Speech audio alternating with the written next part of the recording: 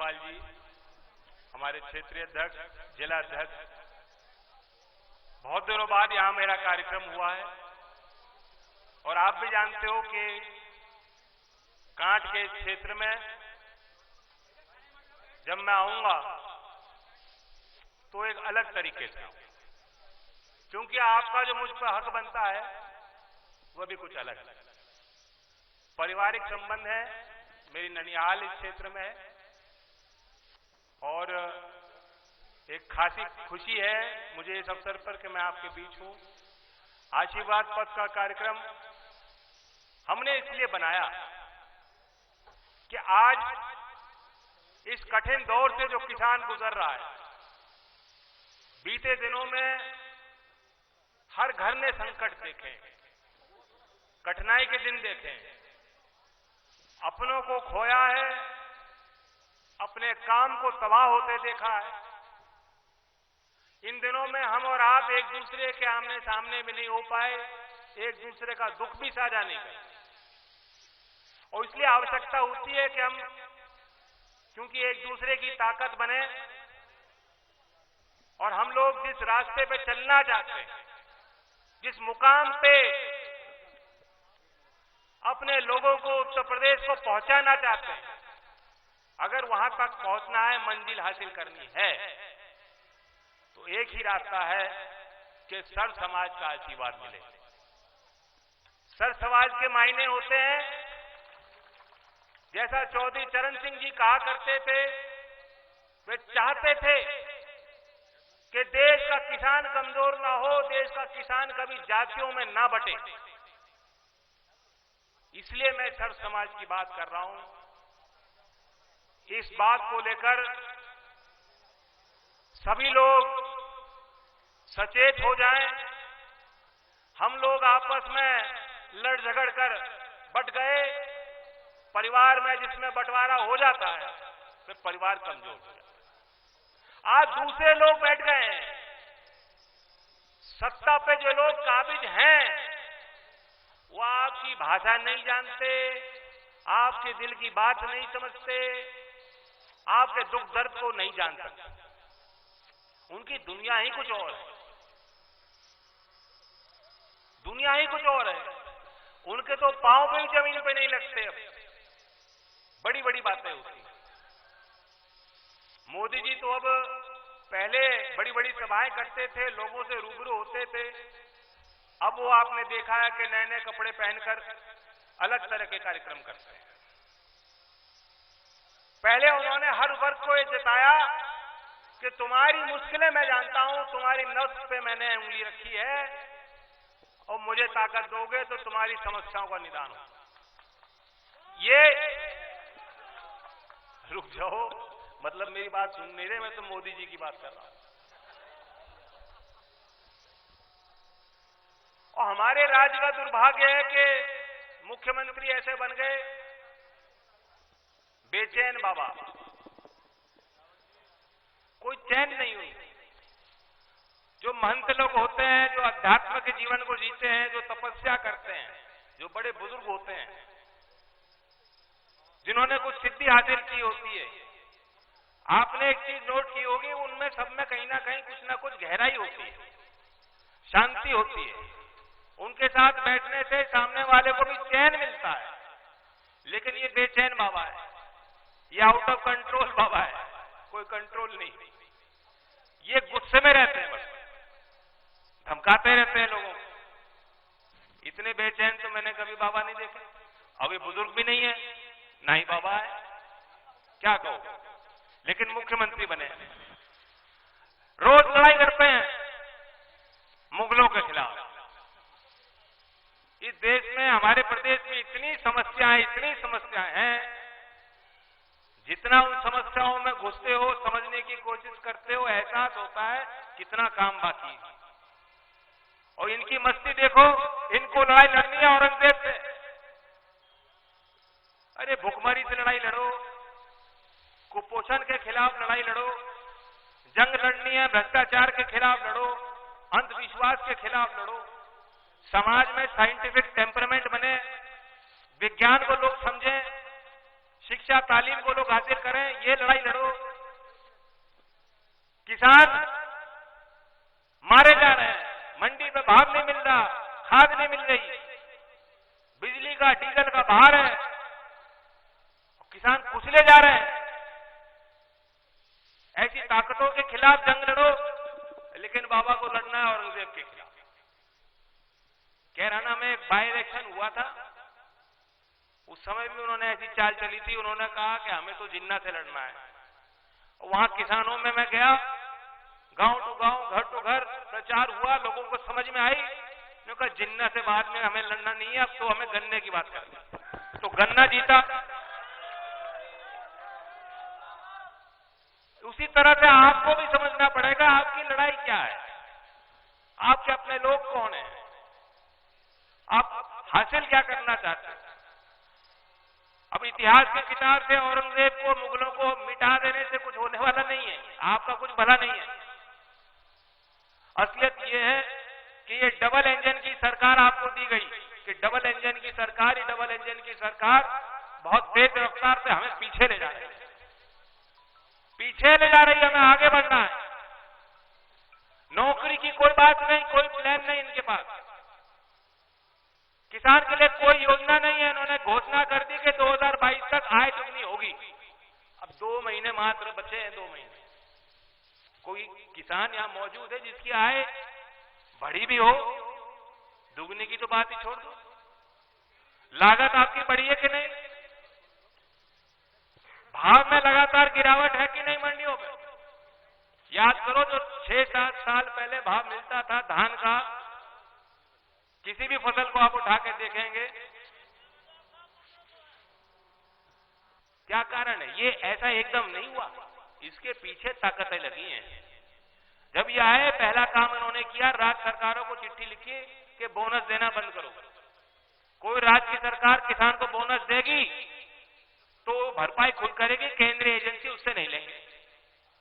फिर उन्होंने supreme court में एफिडेविट जमा किया, उसमें कहा कि स्वामीनाथन आयोग की रिपोर्ट हम लागू कर ही नहीं सकते, इतने संसाधन देश पे नहीं है।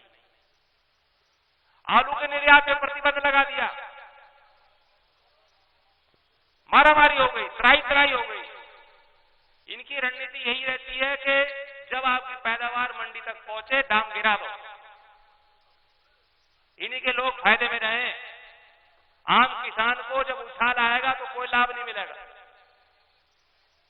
दूध का भाव आप देख लो क्या है, पशुपालन में जितना खर्च होता है, दूध बेच के क्या कोई किसान साधारण कमा सकता है?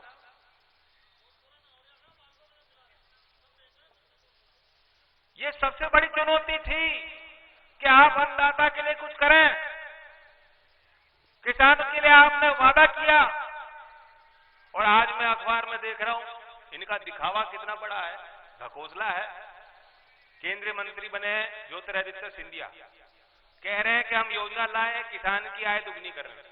2 महीने बचे हैं, कैसे दुगनी होगी? उड़ान 2। ये कोई मैं आपको फिल्म का नाम नहीं बता रहा हूं, उड़ान 2 ये योजना का नाम है। और दावा देखिए कितना दावा है, कह रहे हैं कि किसान जो है अपने हवाई जहाज पे अपनी उपज को बेच के विदेशों में जाकर बेचेगा, ऐसे होगी आय दुगनी। देश का किसान पाइनएप्पल जो है जाके जर्मनी में बेचेगा। हाइपर बोल नहीं लग रहा आप? इतनी बड़ी बनावट इन्हें मालूम है, खूब बेखूबी जानते हैं। ऐसा नहीं है, इनको मालूम है कि हम जो बोल रहे हैं कहीं होने वाला नहीं, लेकिन वो शेर पे सवार जो सवारी होती है वो उतरे कैसे? शेर के पीठ पे सवार हो गए, का 56 इंच की छाती है, अब उतरना भी है, तो इसलिए झूठ के ऊपर बड़ा झूठ, उसके ऊपर बड़ा झूठ, फिर बड़ा झूठ।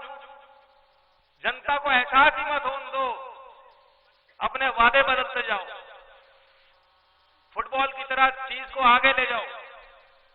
5 ट्रिलियन इकोनॉमी बनाएंगे, मोदी जी कहते हैं 5 ट्रिलियन इकोनॉमी। हर एक आदमी हिसाब लगाने में लग रहा है 5 ट्रिलियन होती क्या चीज है, क्या है 5 ट्रिलियन?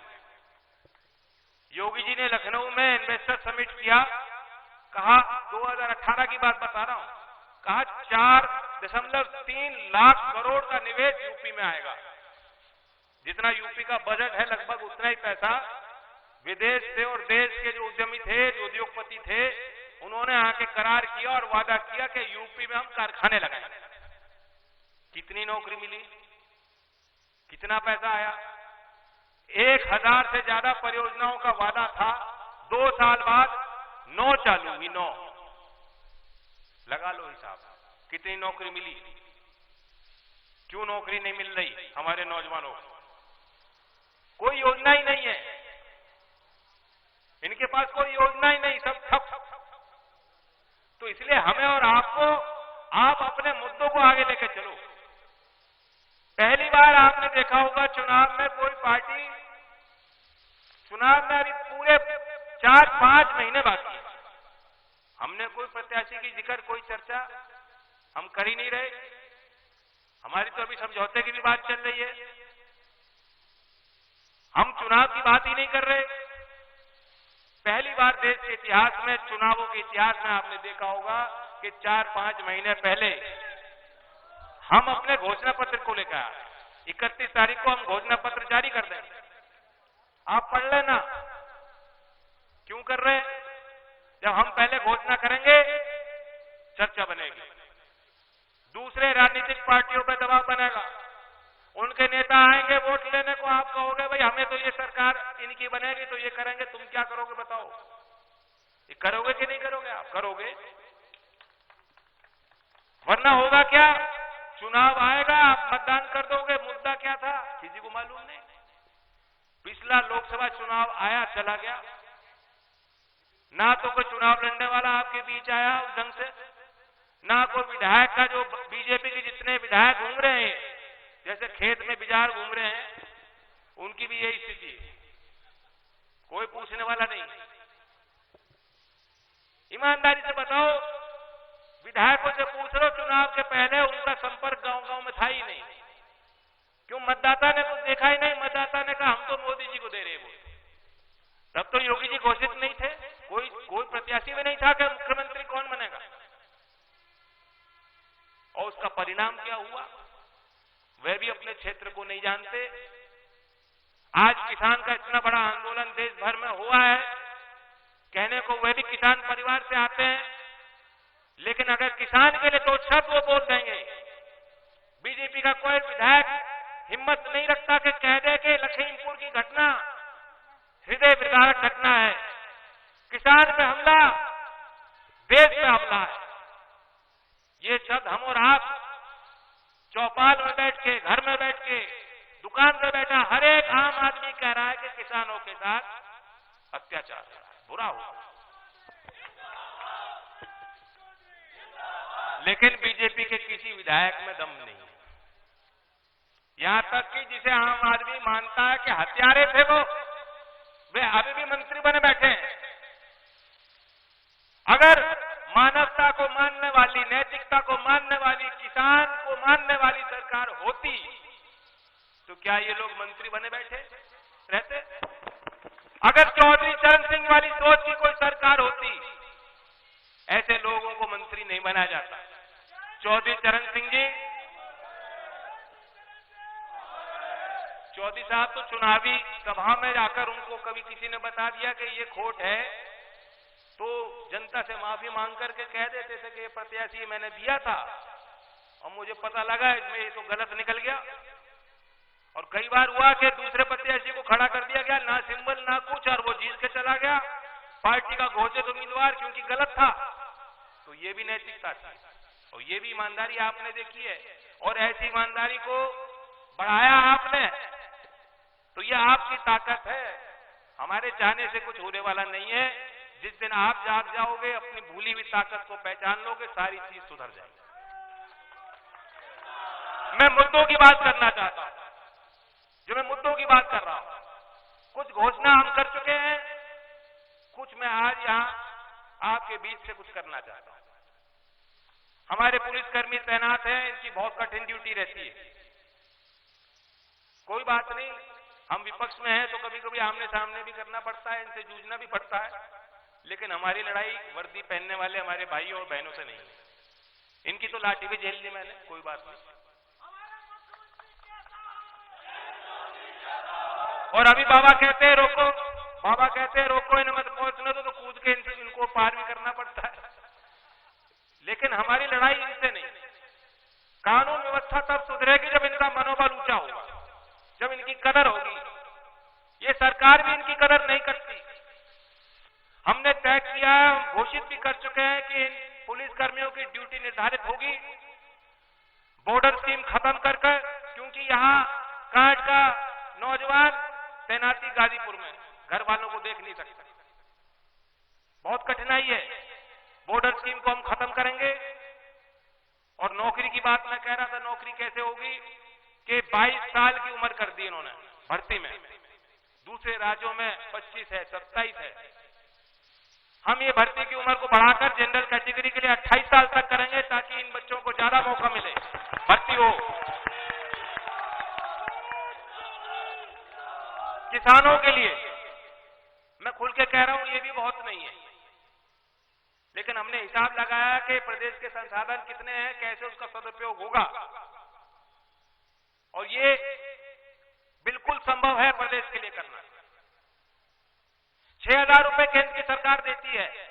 आप हिसाब लगा लो, जो खाद महंगा हो गया, डीएपी महंगी है, यूरिया, डीजल, बिजली, इस सब का जोड़ तो कभी किसान लगाता ही नहीं बैठ के। खुद की मजदूरी, घर वालों की मजदूरी, पैदावार कैसे कैसे करी है किसान ने, कभी बैठ के जोड़ और हिसाब नहीं लगा पाता। क्यों? किसान की तो मजबूरी है, बेचने के बाद भी मजबूरी होती है, जो भाव मिल जाए मिल जाए। लेकिन 6,000 में कोई भरपाई किसी किसान की, किसी परिवार की नहीं। हमने तय किया, हमारी सरकार बनेगी, हम सभी किसानों को राज्य की सरकार 23 दिसंबर में चौधरी चरण सिंह जी की जयंती के अवसर पर 6,000 ये देते हैं, हम 12,000 किसान को देंगे। और जो लघु किसान है, जो सीमांत असिंचित जमीन पे खेती कर रहा है, उसको 15,000 तक राशि हम देंगे। मैं फिर कह रहा हूं, ये काफी नहीं है। मैं ये नहीं दावा कर रहा कि इसमें आपकी जो मौज है, नहीं, लेकिन एक शुरुआत हुई, एक संदेश दिया है। उन पर भी दबाव बनेगा, हो सकता है चुनाव आते आते, हो सकता है इसी 23 दिसंबर में मोदी जी को फिर चौधरी चरण सिंह जी याद आ जाए सपनों में और कह दे कि हम भी 12,000 करते हैं।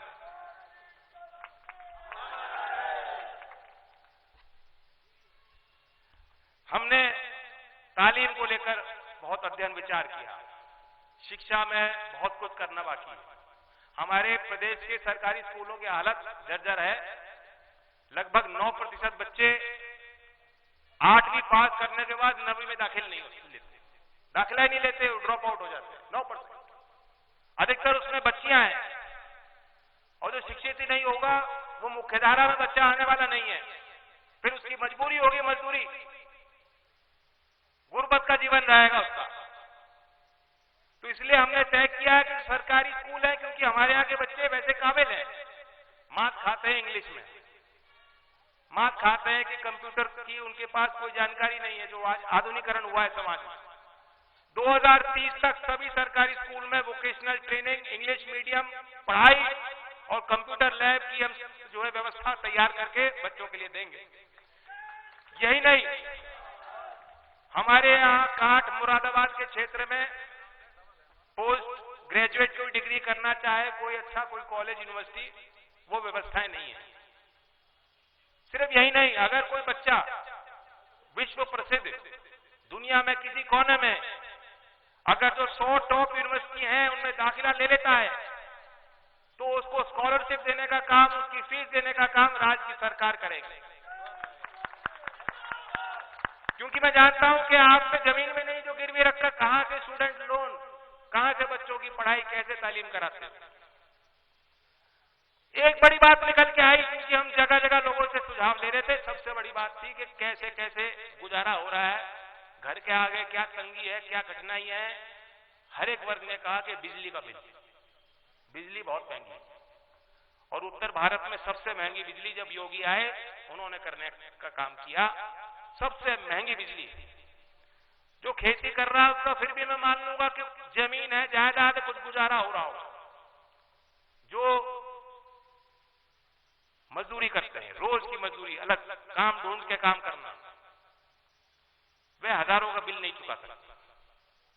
हमने इसलिए तय किया कि बुनकर हो और किसान हो।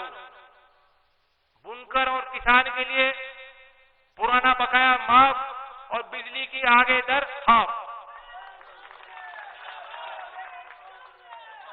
मेरे साथ दोहराओ, जितना आप जोर से दोहराओगे औरों पे दबाव बनेगा। पुराना बकाया, आगे की दर। पीछे तो उनको विश्वास ही नहीं हो रहा है विश्वास?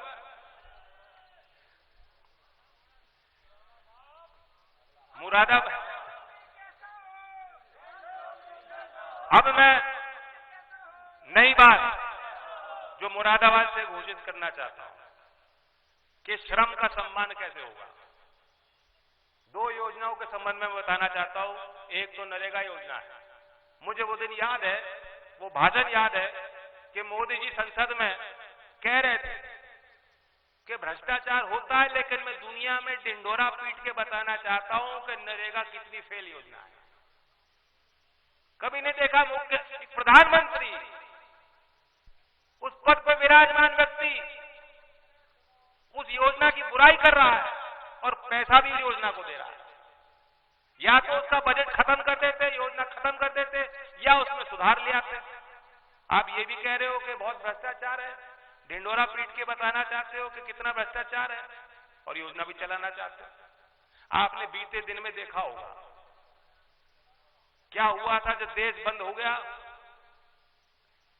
एक तो किसान था जो देश को चला रहा था, अर्थव्यवस्था को कायम रखने का काम किसान ने किया, किसान ने नहीं रोका। मैं तो मास्क पहन रहा हूं, किसान ने कोई फिक्र नहीं करी, वो खेती के काम में जुटा रहा। तो आज हम लोग ये देश की अर्थव्यवस्था, अगर थोड़ी भी जान इसमें है तो उसका श्रेय किसान को जाता है। और दूसरी बात, बंदी बिना किसी को बताए मोदी जी एक्सपेरिमेंट करते हैं। मोदी जी चाहते हैं कि आदमी तनाव में रहे। जब आम आदमी तनाव में रहेगा तो मोदी जी से सवाल नहीं करेगा, तो तुरंत बंदी कर दी। देश के मजदूर को कह दिया भाग जाओ, तुम्हें यहां मकान, रहने की व्यवस्था बंद, राशन बंद, तुम्हारे कारखाने जहां तुम काम कर लिया करते थे बंद। कब खुलेंगे किसी को पता नहीं है। और कई 100 किलोमीटर चल चलकर पैदल, पांव में छाले हैं, बच्चों को उठा उठाकर, भूखे नंगे, किस अवस्था में लोग अपने गांव में लौटे। और उन दिनों में आप हिसाब ले लेना, नरेगा योजना थी जिसके अंतर्गत राज्यों ने केंद्र सरकार से और पैसे की मांग करी। लोगों ने काम मांगा और किसी तरह अपना गुजारा किया। लेकिन आज मजदूरी की दर उत्तर प्रदेश में इतनी है, पश्चिम में तो उस दर पे कोई मजदूर मिल ही नहीं सकता। कोई प्रधान अगर काम भी कराना चाहेगा ईमानदारी से, यहां प्रधान भी मौजूद है, मुझे बता दीजिए, आप खेती करना चाहोगे, मजदूर से काम कराना चाहोगे, उसका रेट क्या है? उससे आधा का भी रेट सरकार नहीं देना चाहती, तो ईमानदारी से काम कैसे होगा? बगल के राज्य हरियाणा में 310 रुपए मजदूरी दर है, नरेगा में 310 रुपए।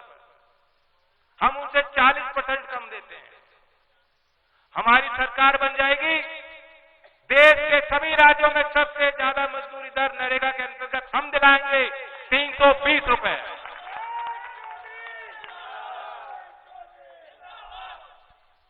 और हमारा मानना है कि नरेगा को अगर आप खेती से जोड़ लोगे, किसान की लागत भी कम हो जाएगी, और 100 दिन का जो काम, जो वादा है, जो गारंटी है, जो अधिकार है, जो पार्लियामेंट ने पास किया कानून, 100 दिन नहीं मिल रहा। उत्तर प्रदेश में 46 दिन औसत दिया जा रहा है काम, जिनको नरेगा में मिल भी रही है राशि, 46 दिन का काम मिल रहा है। 100 दिन की बात है। अगर संसद में बनाए गए कानून का कोई अर्थ नहीं है तो देश नहीं चल पाएगा, किसी सरकार का इकबाल नहीं बचेगा, कोई कानून को मानेगा नहीं, जंगल राज हो जाएगा। इसलिए 100 दिन अगर नरेगा की बात कही गई है तो हमारी सरकार की जिम्मेदारी बनेगी कि 100 दिन कम से कम नरेगा के मजदूर को जो काम मांगता है उसे काम मिलना चाहिए। और दूसरी योजना, क्योंकि मुरादाबाद में बड़ा शहरी तबका है, यहां इंडस्ट्री भी है, बहुत फेमस ब्रास इंडस्ट्री, पीतल का काम होता है, दुनिया में एक्सपोर्ट होता है, उस उद्योग को भी लाभ मिलेगा। और शहरी क्षेत्र में जो मजदूरी करते हैं उनके लिए मैं पहले भी घोषित कर चुका हूं, मैं आज इस बात को दोहराता हूं कि कांचीराम जी के नाम से हम योजना चलाएंगे। जैसे गांव में मजदूरी कर रहे वांछित है, उसी तर्ज पर शहरी क्षेत्र में, असंगठित क्षेत्र में, छोटे छोटे कारखानों में जो मजदूरी करते हैं, जो मजदूर हैं, माननीय काशीराम जी के नाम से श्रमिक सम्मान योजना हम चलाएंगे और नरेगा के तर्ज पर उनको पैसा देने का काम करेंगे।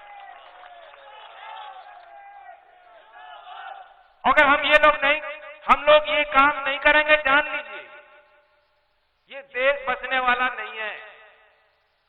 क्रांति आएगी सामाजिक, अमीर और गरीब के बीच में फासला बढ़ता जा रहा है। चौधरी चरण सिंह जब लाल किले से भी संबोधन करते थे, जब उन्होंने संबोधन किया, उन्होंने यही कहा था कि अमीर और गरीब के फासले को लेकर मैं चिंतित हूं। आदिवासी लोग, दलित वर्ग, उनके लिए प्रधानमंत्री होते हुए उन्होंने जब भाषण दिया था, उनके लिए उन्होंने चिंता जाहिर की थी। और अगर आज जो समाज में कोई हैसियत रखता है, जिसके पास जमीन है, खेती कर रहा है, व्यापार है, उद्योग है, जिसके बच्चे नौकरी कर रहे हैं, अगर अपने बस्ती में, अपने गांव में रहने वाले गरीब व्यक्ति की वो देखभाल नहीं कर सकते, उनका सहयोग नहीं कर सकते, उनका साथ नहीं दे सकते, उनके सुख और दुख में शामिल नहीं हो सकते, तो अपनी सामाजिक जिम्मेदारी नहीं निभा रहे।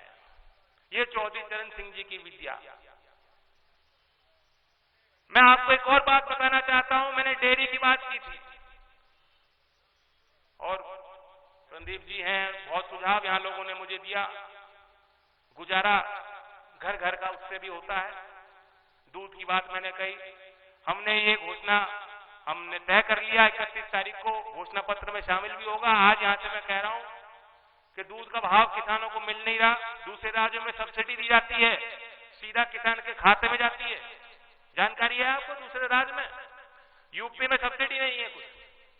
5 रुपए प्रति लीटर दूध के उत्पाद के लिए किसान को सीधा सब्सिडी देने का काम हमारी सरकार करेगी।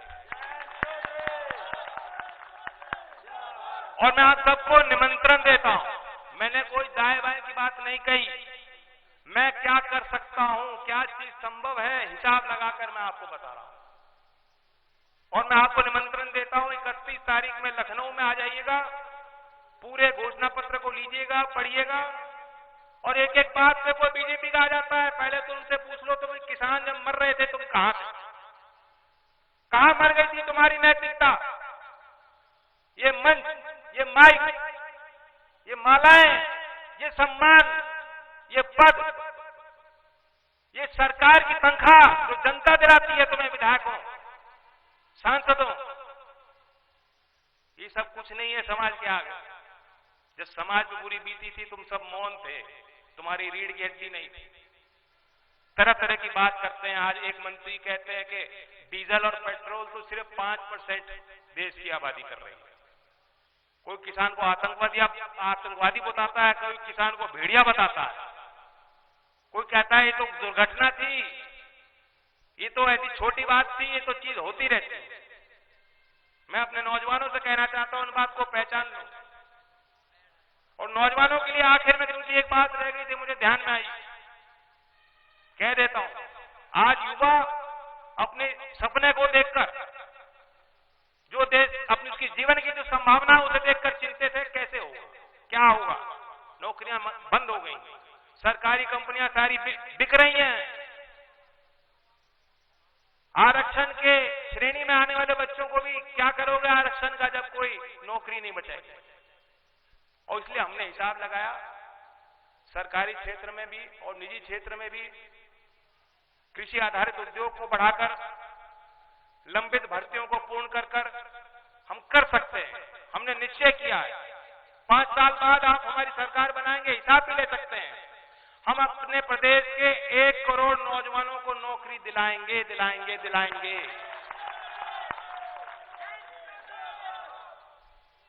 कोई नहीं कह रहा नौकरी की बात, रोजगार कैसे मिलेगा कोई हिसाब नहीं लगा रहा। लेकिन जो 31 तारीख में हमारा लोक संकल्प पत्र होगा, आप उसमें देख लेना, उसमें हमने हिसाब भी लगाया। यहां तक कि जो हम बात कह रहे हैं, जो 22 मुख्य संकल्प हैं, हम उसकी लागत भी बताएंगे कि ये चीज लागू होगी तो प्रदेश के बजट पे कितना भार पड़ेगा, ताकि आप खुद अध्ययन और विचार करके फैसला लें। तो अपनी सरकार बनाइए और अगली सरकार ऐसी बनाइए कि सरकार की चाबी किसान के हाथ में हो, नौजवान के हाथ में हो। यही मेरे लिए आशीर्वाद होगा। धन्यवाद। जय हिंद, जय भारत।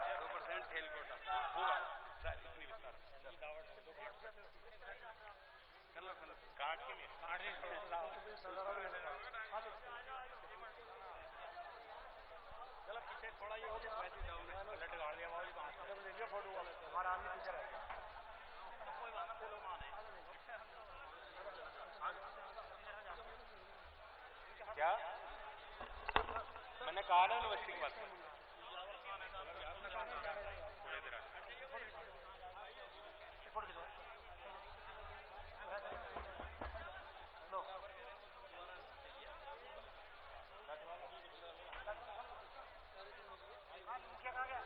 पीछे पीछे थोड़ा पीछे आ गए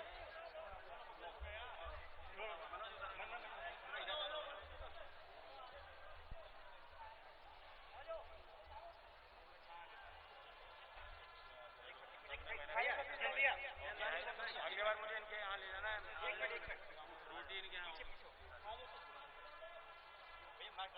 मैंने वहीं आता रहा